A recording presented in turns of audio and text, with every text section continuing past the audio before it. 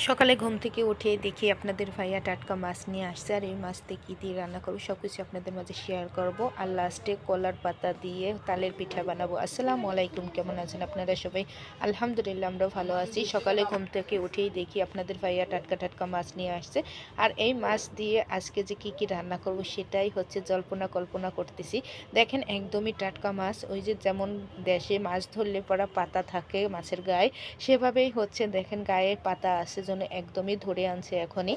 তো এটা দেখে আপনাদের ভাইয়া একদমই লোভ সামলাতে পারে না, মাছ নিয়ে আসছে। আর এটা দেখে তো আমার রিফান বাবু অনেকটাই খুশি, ওর খুশিটা যেন ধরতেছে না। ওর খুশি দেখে দেখেন কেমন করতেছে, মাছটা দেখেই বারবার বলতেছে ওয়াও ওয়াও। আশেপাশের ভাবিরাও হচ্ছে ওর পিছনে লেগে গেছে ওরে চেতানোর জন্য। ওর এই সুন্দর সুন্দর কথা শুনে হচ্ছে সবাই বলতেছে এই মাছগুলি আমি নিয়ে যাব, আমাকে দিয়ে দাও। ও বলতেছে না, এখন আর তোমাদের আমি মাছ দেবো না, এই মাছ শুধু আমার। ওয়াও ওয়াও, বারবার একই কথা বলে ওয়াও ওয়াও। এটা শুনে তো সবাই হচ্ছে খুশিতে আটখানা হয়ে গেছে। যাই হোক, ওর খুশিটা দেখে হচ্ছে আমি কাটাকাটিটা শেষ করলাম। আর হচ্ছে সন্ধ্যা যখনই হয় তখনই হচ্ছে আমার দুষ্টু ছেলেটা হচ্ছে ঘুরতে যাবে। সে ঘুরতে না যেতে পারলে দেখেন কিভাবে কান্নাকাটি করে পা হাত পা ধরে। এখন হচ্ছে আমি ভিডিও করতেছি সেটাও ও বুঝতে পারছে। আমি বললাম যে এখন আর আমি কোথাও ঘুরতে যাব না, এখন হচ্ছে রান্না করব, যেহেতু এখন আমার রান্নার রুটিন চেঞ্জ হয়ে গেছে, সকালে আর রাতের রান্না, তো যার কারণে হচ্ছে এখন রান্না করব। ও যাবেই, ও হচ্ছে আমার হাত থেকে মোবাইলটা কিভাবে নেবে সেই চেষ্টাই করে। দেখেন একটু আগে হচ্ছে ছোট টুল এনে হচ্ছে ধরার চেষ্টা করছে, আর এখন হচ্ছে চেয়ার এনে হচ্ছে ধরে আমাকে নিয়ে এখন চলে যাবে। এখন হচ্ছে যাওয়াই লাগবে, না হলে আমাকে মাইরে ধরে অস্থির করে রাখবে। তো যাই হোক, ওকে নিয়ে হচ্ছে ঘুরতে যাব। আর এখন হচ্ছে ঘুরে টুরে চলেও আসলাম, সেটা আর আপনাদের মাঝে দেখালাম না। আর এখন এসেও হচ্ছে রান্নার জন্য আয়োজন করতেছি। আর সবসময়ের মতন আমার ছোট্ট ছেলেটা আমার কাজে হাত লাগাবে। ও জানে যে আমি ও হাত না লাগালে পর আমি কোনো কাজেই হচ্ছে কাজ শেষ করতে পারবো না, যার কারণে হচ্ছে সবসময় আমার কাজে হাত লাগাবে। আর ও আজকে হচ্ছে সভ্য হয়ে বসে আছে, যেহেতু পেঁয়াজ ছুলে দিচ্ছে আর আমি হচ্ছে পেঁয়াজটা কাটতেছি। তো আমি হচ্ছে রান্নার আগে ওই সব কিছুই গুছিয়ে নিই, যেহেতু আমার ছোট ছেলেটা অনেকটাই দুষ্টুমি করে, রান্নাঘরে যাই অনেকটা দুষ্টুমি করে, যার কারণে হচ্ছে আমি সব কিছু গুছিয়ে নিয়ে তারপরে হচ্ছে রান্নাঘরে যাই। আর এদিকটা পেঁয়াজ কাটতে কাটতে এই ফ্যানটা হচ্ছে এমন জোরে টুক্কা দিছে, ওকেও হচ্ছে মারা লাগে আর সে সঙ্গে সঙ্গে বলা লাগে এটা হচ্ছে আমার ডায়মন্ড, তুমি আমার ডায়মন্ডকে মারছো কে ফ্যান।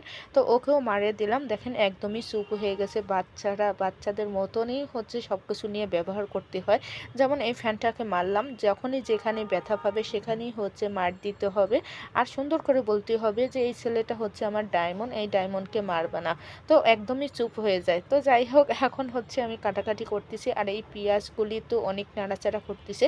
এটা করতে করতেই হচ্ছে আমি কাটাকাটিটা শেষ করতেছি। আর এত দামের আলু কি বলবো, যখনই দোকানদারদের কাছে যাই ভালো মনে করে এত দাম দিয়ে আলু আনি, আর যত নষ্ট পচা আলু সেটাই হচ্ছে গুছিয়ে গুছিয়ে দিয়ে দেয়। যখন বেছে বেছে আনি তখন হচ্ছে ভালো পড়ে, আর যখন ও দোকানদারকে হাতে ছেড়ে দেয় তখন হচ্ছে যত পচা তচা আলু আছে সবগুলিই যেন ব্যাগের ভিতর ভরে দেয়, জানে যে এই আলু নিয়ে আর ফেরত আর দোকানে আসবে না। তো যাই হোক, এখন হচ্ছে আমার কাটাকাটি পর্ব শেষ। এখন হচ্ছে আমি মশলাটা একটু বেটে নিচ্ছি, যেহেতু আমি রেগুলার মশলার এগুলাই বাইটে খাচ্ছি। আমি আর আগের মতন হচ্ছে ব্লেন্ডারে করে রাখি না। আপনাদের ভাইয়া বলছে যে এইভাবে তরকারি রান্না করলে নাকি অনেকটা পছন্দ হয়। তো যাই হোক, এখন আর কী করা যাবে, আপনাদের ভাইয়ার পছন্দ তো আমারও পছন্দ, একটু কষ্ট হলেও দুঃখ নাই। আমি এখন চলে আসলাম রান্নাঘরে, আর রান্নাঘরে এসেই হচ্ছে মাছ ভাজা চড়িয়ে দিলাম। আর এই মাছটা হচ্ছে এতটা কষ্ট হচ্ছে আমার ওই মাছটা ভাজতে। আমি তো মনে করছিলাম এটা দেশাল মাছ, একদমই দেশাল মাছ না। আমি দেশাল মানে মলঙ্গি মাছের মতন লাগতেছে। এই মাছ হচ্ছে সাগরের, আর এই মাছটা ভাজতে যেমন পরিশ্রম লাগতেছে আর হচ্ছে তেলটাও যেন বেশি লাগতেছে। তেল দিলেই যেন এই মাছটা হচ্ছে খেয়ে নিচ্ছে, আর হচ্ছে ভাজতে গেলে পুরো কাটাকুটি বেরিয়ে যাচ্ছে। এই মাছ ভাজতে ভাজতে এই ফাঁকে হচ্ছে আমি এই মুরগি আলুটা ধুয়ে একসঙ্গে রেখে দিছি, তার সঙ্গে হচ্ছে শাকটাও ধুলাম। এটা হচ্ছে লাউ শাক আর আলু দিয়ে হচ্ছে ভাজা করব। অনেক দিন হচ্ছে লাউ শাক খাওয়া হয় না, তরকারির এতটাই দাম আসছিল সবজির, যার কারণে হচ্ছে অনেক দিনই হচ্ছে লাউ শাক খাওয়া হয় না। আর শাকের ভিতর হচ্ছে আমার লাউ শাকটাই হচ্ছে বেশি খাবারের ভিতর পছন্দ শাক। তো যার কারণে হচ্ছে এখন ভাও মতন পাইলাম, আর শাকও নিয়ে আসলাম। এখন হচ্ছে আমি মাছটা ভাজার পরে হচ্ছে মরিচ পেঁয়াজ ভেজে এর ভিতরে লবণ হলদি লাগিয়ে তারপরে হচ্ছে ভাইজে নিলাম। আর এইটাও হচ্ছে আমার রামেমের অনেকটা পছন্দ। আর হচ্ছে হঠাৎ করেই হচ্ছে কলার পাতা দিয়ে হচ্ছে এইভাবে ধাপড়া, মানে ধাপড়া বলেন আর পিঠা এটারে হচ্ছে আমরা ধাপড়া পিঠা যেটাই বলেন সেটাই হচ্ছে আমরা এইভাবেই খাবো আজকে। এটাও অনেক দিন পরে খাচ্ছি, যেহেতু ঢাকায় কলা গাছ তো পাওয়াই যায় না। হঠাৎ করে একটা কলা গাছ আমাদের বাসার পাশে হয়েছে, তো সেখান থেকেই কলার পাতাটা ছিঁড়েই এখন হচ্ছে খাওয়া শুরু করে দিচ্ছি। আর এভাবে কে কোথা থেকে এইভাবে পিঠা বানাই খান অবশ্যই কমেন্টে জানাবেন।